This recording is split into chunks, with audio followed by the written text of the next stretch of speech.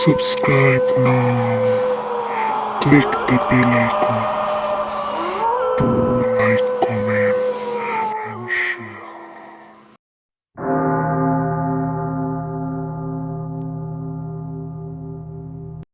Hello viewers, আমি লামিয়া আপনাদের স্বাগতম জানাচ্ছি মিডনাইট স্টোরি পিএসবি চ্যানেলে। ভিউয়ার্স, আজ আবারও নিয়ে এসেছি জিন বড় ২ গল্পটির পর্ব ২।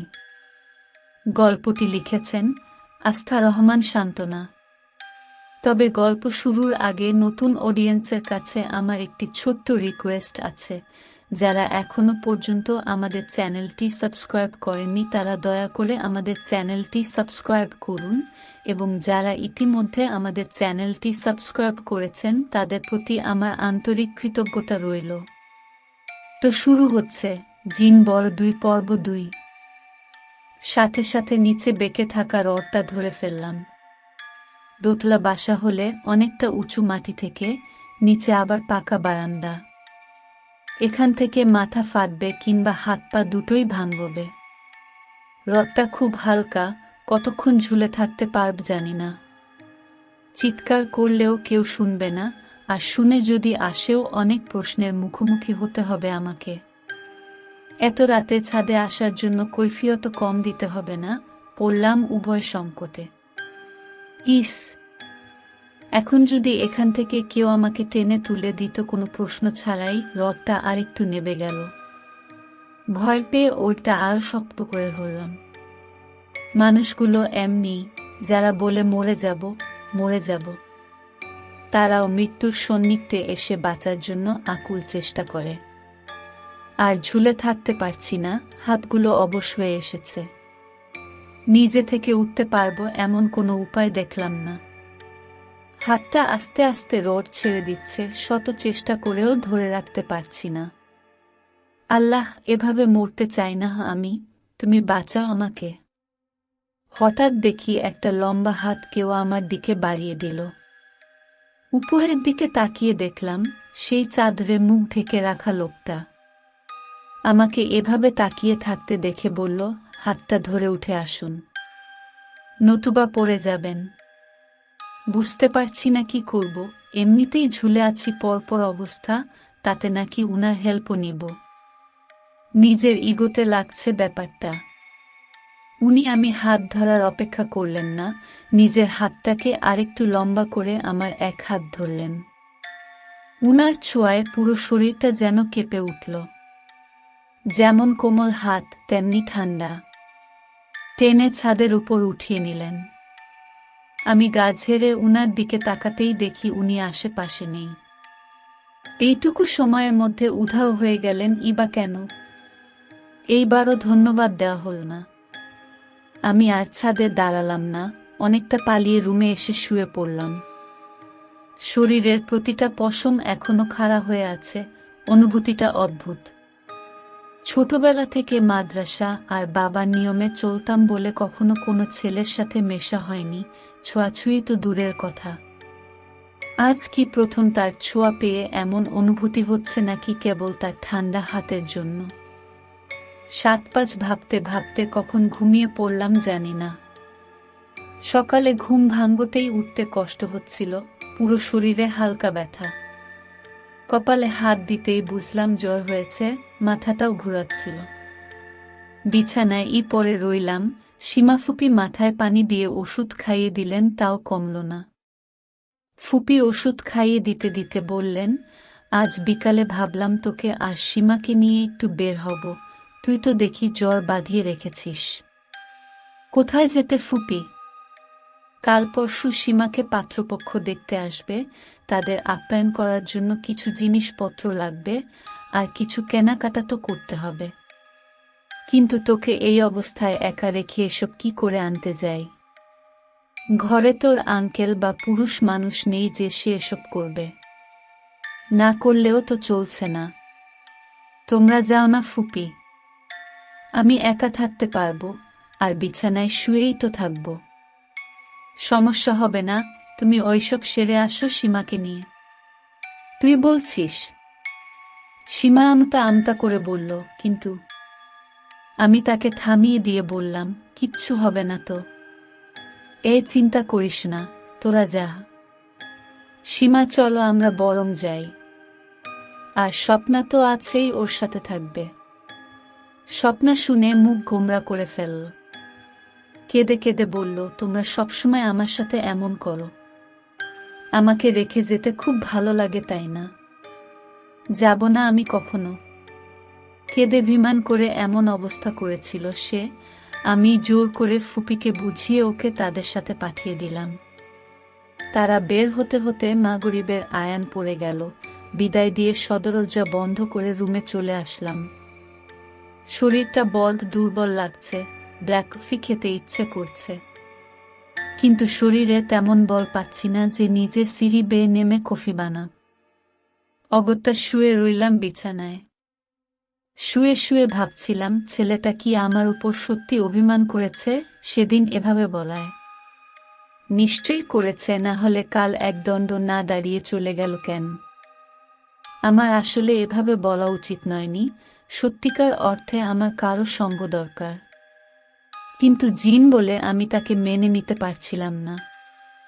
মানবই বা কি করে, সেটা পরিবেশ কিংবা সমাজের নিয়মের বিরুদ্ধ। আমি আসলেই ঠিক করিনি। উনি তো কেবল সঙ্গ দিতে চেয়েছিলেন, ক্ষতি করা তো তার উদ্দেশ্য ছিল না। আর যে সমাজের ভয়ে আমি উনাকে দূরে সরাচ্ছি, তাদেরকে না বললেই তো হয়। ব্যাপারটা শুধু আমার মাঝে থাকল, জিনের সঙ্গ পাওয়ার মতো ভাগ্য কয়জনেরই বা হয়। উনি বলেছিলেন মন থেকে স্মরণ করলেই তিনি আসবেন। মনে মনে তাকে কয়েকবার স্মরণ করলাম। ঠিক তখনই লোডশেডিং হলো। এতক্ষণ পরে আমার একটু ভয় ভয় করতে লাগল।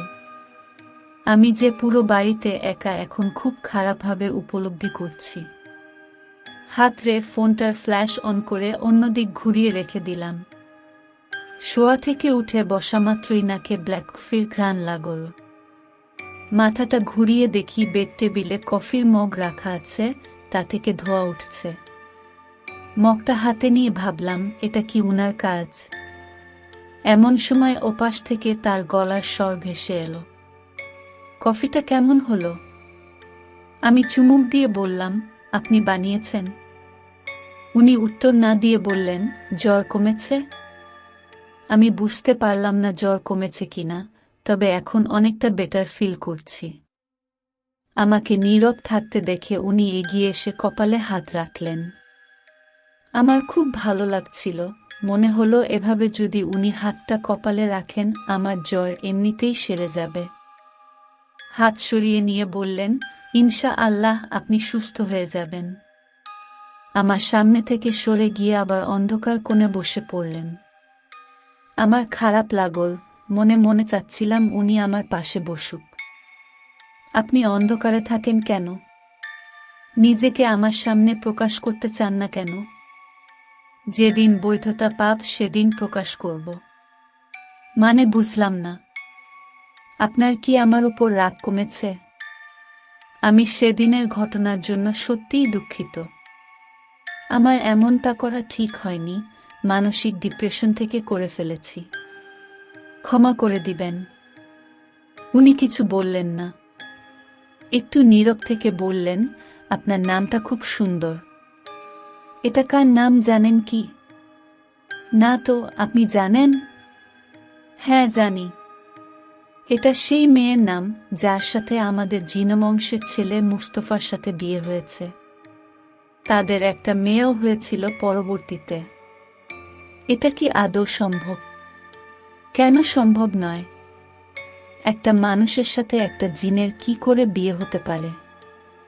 যেখানে দুজনই ভিন্ন উৎস থেকে সৃষ্টি, সবকিছুই ভিন্ন। তাতে কি?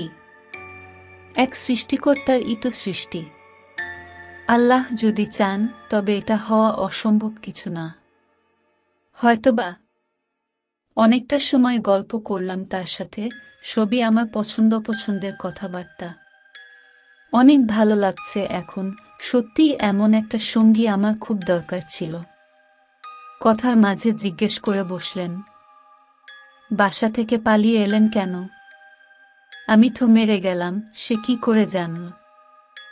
অবশ্য জানা অসম্ভব কিছু না, কিন্তু এর উত্তর আমি কি দিব? আমি তো নিজেও জানি না আমি কেন পালিয়েছি। আমার অস্বস্তিটা বুঝতে পেরে বলল, আপনাকে একটা অনুরোধ করব? হ্যাঁ, করুন। এইবার থেকে নিয়মিত নামায় পড়ুন, দেখবেন মন ভালো থাকবে এবং আল্লাহ আপনার সহায় থাকবেন।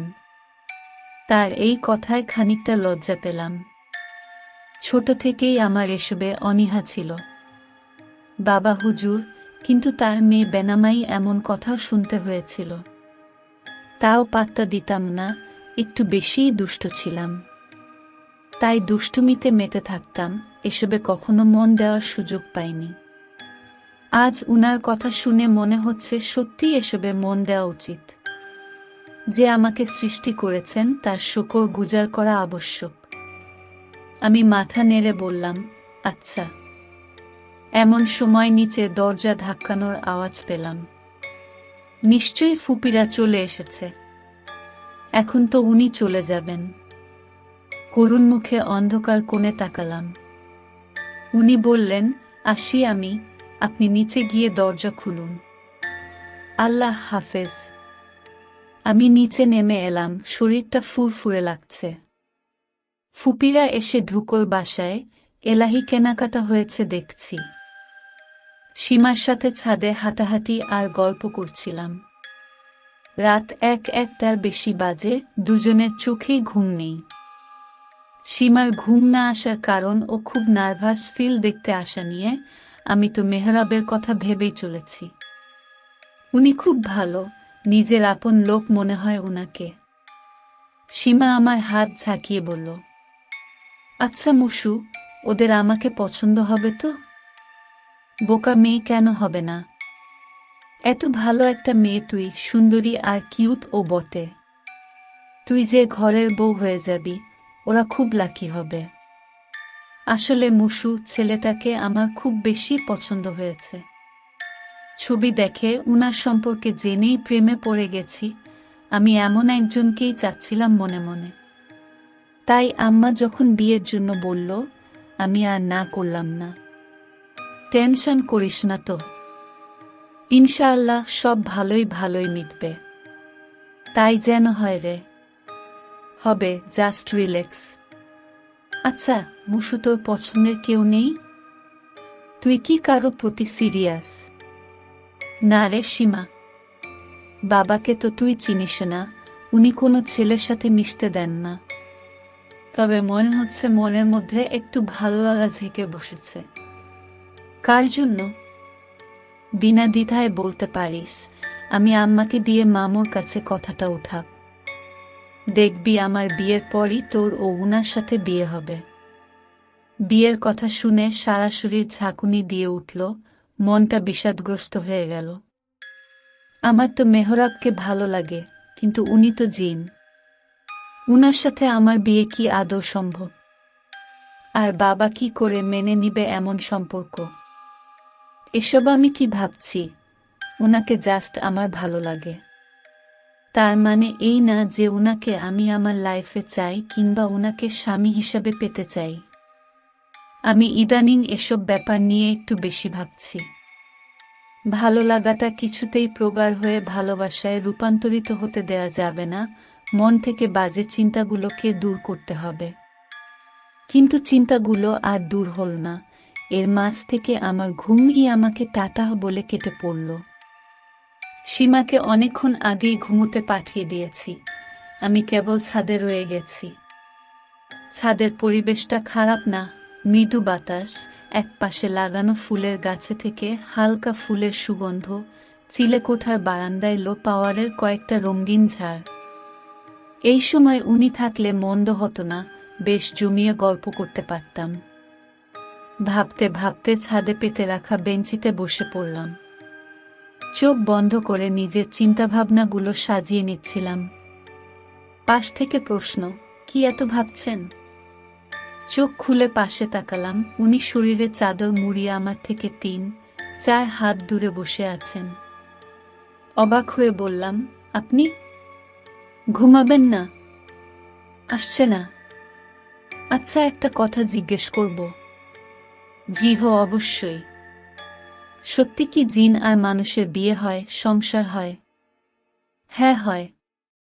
এমন বহুবার হয়েছে, কিছু ভালোবাসা পূর্ণতা পেয়েছে, কিছু পায়নি। শুনে ভেতরটা মোচড় দিয়ে উঠল। অবশ চোখে তার দিকে তাকালাম। জানি না কিছু বুঝতে পারল কিনা। পা দুটো বেঞ্চির উপর উঠিয়ে উঁচু করে বলল, আমার কোলে মাথা রাখুন তো। আমিও কাঠের পুতুলের মতো তার কথামত কোলে মাথা রাখলাম। হয়তো আমিও তার সঙ্গ চাচ্ছিলাম। উনি ধীরে ধীরে চুলে বিলি কেটে দিলেন। খুব আরাম লাগছিল। ঘুমহীন চোখগুলো প্রচণ্ড ঘুমে বারবার বন্ধ হয়ে আসছে। চোখে রোদ পড়ায় ঘুম ভেঙে গেল। উঠে দেখি সবে সূর্য উঠছে, আমি সেই বেঞ্চিতে শুয়ে আছি। গায়ের উপর পাতলা চাদর, মাথার নিচে বালিশ। কাল রাতের কথা মনে পড়তে মনটা ফুরফুরে হয়ে গেল। উঠে গিয়ে বালিশ চাদর চিলেকোঠার ঘরে রেখে নিচে নেমে ফ্রেশ হলাম। মনটা আজ ভীষণ ভালো, কি কারণে তা জানা নেই। ঠোঁটের কোণে হাসি লেগেই আছে। সারাটা দিন খুব ভালোই কাটল আমার। বিকালে বারান্দায় দাঁড়িয়ে তার কথা ভাবছিলাম, এমন সময় 2-5-2-6 বয়সী সুদর্শন, হালকা ফর্সা ফর্মাল টাইপ ছেলে এসে আমাকে পিছন থেকে ডাকল। আমি অবাক হয়ে বললাম, জি বলুন। কেমন আছেন? আলহামদুলিল্লাহ, ভালো। কিন্তু আপনি কে? সেটা তো জানতে পারবেন। যতটা আশা করেছিলাম আপনি তার থেকে বেশি সুন্দরী এবং স্মার্ট। আচ্ছা, আপনার চেহারাটা এত মায়াবী কেন? চোখ দুটো ভীষণ সুন্দর, একদম টানা টানা। সরি, আপনি এসব কি বলছেন? কে আপনি?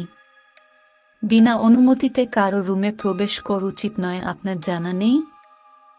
ছেলেটা সোজা আমার হাত ধরে নিচে নিয়ে এলো। আমি হাত ছাড়ানোর চেষ্টা করলাম, উনি এত শক্ত করে ধরে রেখেছেন যে ছাড়াতে পারলাম না। নিচে ড্রয়িং রুমে ফুপি, আরও 2জন মহিলা সহ একজন বয়স্ক লোক এবং 2জন প্রাপ্তবয়স্ক ছেলে ও ছিলেন। আমাকে এভাবে আনতে দেখে উনারা অবাক হয়ে তাকিয়ে রইলেন। ছেলেটি বয়স্ক মহিলাটিকে উদ্দেশ্য করে বললেন, মা, আমার পাত্রী পছন্দ হয়েছে। তুই কাকে পছন্দ করেছিস? কেন, যাকে তোমরা পছন্দ করে রেখেছ। তোমরা বিয়ে ঠিক করে ফেলো মা। ততক্ষণে সীমা শাড়ি পরে নিচে নেমে এসে আমার পাশে দাঁড়িয়ে ঘটনা বুঝার ট্রাই করল। আমি হাত ছাড়িয়ে নিয়ে বললাম, ভাইয়া, আপনার ভুল হচ্ছে। মানে বুঝলাম না। ছেলেটির মা সীমাকে দেখিয়ে বললেন, আমরা তোর জন্য সীমাকে পছন্দ করেছিলাম। এই হচ্ছে সীমা, তোমার হবু বউ। ছেলেটি এক পলক সীমাকে দেখে নিল। ছেলেটির মা সীমাকে পাশে এনে বসিয়ে বলল, তুমি কোথায় ছিলে মা? আমি দক্ষিণের শেষ রুমে ছিলাম। উনি ভুল করে এর আগের রুমে ঢুকে পড়েছেন। হ্যাঁ, সেজন্যই এই মেয়েটিকে সে তুমি ভেবে ভুল করেছে। আমি চমকে দ্বীপ বলে তোমার ছবি ওকে দেখাইনি। তাহলে ভাবি বিয়ের তারিখটা ঠিক করে ফেলি। ভাইজান তো সামনের মাসে আসছেন, তাই না? ছেলেটি থামিয়ে দিয়ে বলল, মা, একটু অপেক্ষা করো।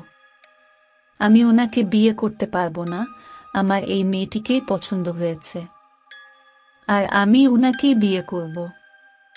আমি অবাক হয়ে সীমার দিকে তাকালাম। ওর চোখে পানি টলমল করছিল। আমি কিছু বলার আগেই ফুপি বলল, বাবা, ওর তো বিয়ে হয়ে গেছে। তুমি ওকে কি করে বিয়ে করবে? ও আমার ভাইয়ের মেয়ে, ওর স্বামী ওকে বেড়ানোর জন্য কিছুদিন এখানে রেখে গেছে। ছেলেটি আমার দিকে ভালো করে তাকিয়ে বলল, বিবাহিত মেয়ের নাকে নাকফুল, হাতে চুড়ি কোথায়? আপনি আমাকে বোকা বানাচ্ছেন। এত কিছু বুঝি না, পরশুদিন আমি এসে ওকে বিয়ে করে নিয়ে যাব। মা, চলো এখন। সবাই চলে গেল। সীমা সেখানে এক মুহূর্ত না দাঁড়িয়ে কাঁদতে কাঁদতে রুমে চলে গেল। ফুপি রেগে আমাকে বলল, শান্তি হয়েছে তোর? এটাই তো চেয়েছিলি নিশ্চয়ই। আপন মানুষ বলে তোকে ঘরে ঠাঁই দিলাম, এত ভালোবাসলাম, তুই তার এমন প্রতিদান দিলি? আমার মেয়ের জীবনটাই শেষ করে দিলি।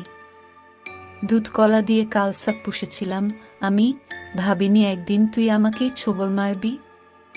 শেষে কিনা ভাইয়ের অসম্পূর্ণ প্রতিশোধ তুই নিতে এসেছিস। ছিট, এত নীচ তোরা! ফুপি আমাকে কিছু বলার সুযোগ না দিয়ে চলে গেলেন ভেতরে। চোখের পানি সীমার ঘরের দিকে গেলাম আমি। কয়েকবার দরজা ধাক্কালাম, কিন্তু সীমা দরজা খুলল না। হয়তো ও আমাকে ভুল বুঝে বসে আছে ফুপির মতো। এত অলক্ষী কেন আমি? গুটি গুটি পায়ে পায়ে ছাদে এসে থু মেরে বসে রইলাম। নিঃশব্দে ফুপির কথাগুলো ভেবে কাঁদছি।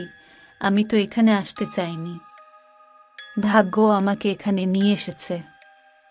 এমন সময় টের পেলাম মেহরাব আমার পাশে বসে আছে নিচু কণ্ঠে। জিজ্ঞেস করল, কি হয়েছে আপনার? শ্রোতা বন্ধুরা, আজকের পর্ব এখানেই শেষ করছি। পরবর্তী পর্ব নিয়ে কালকে হাজির হব।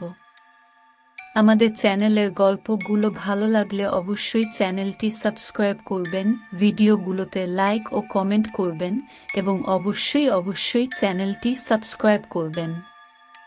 অনেক ধন্যবাদ।